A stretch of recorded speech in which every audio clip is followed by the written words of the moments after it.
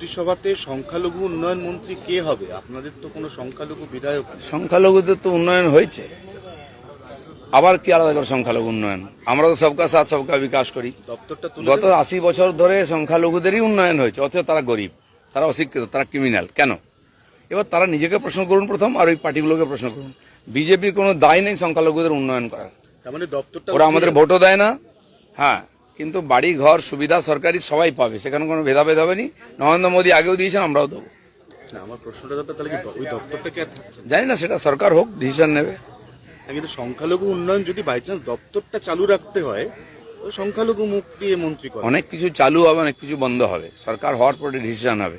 ভারতবর্ষে এত বিরাট সংখ্যায় ট্রাইবেল আছেন, 10 কোটির বেশি, তাদের কথা কেউ ভাবতো না। মাননীয় প্রধানমন্ত্রী আর অটলজি এসে প্রথম ট্রাইবেল একজন ক্যাবিনেট মিনিস্টার তৈরি করেন, এবং এখনো সেটা চলছে। যারা বাংলা জঙ্গলে সব পিছিয়ে আছে, যাদের কথা কেউ ভাবে না, তাদের কথা আমরা ভেবেছি, বাকিদের কথাও ভাববো। কেউ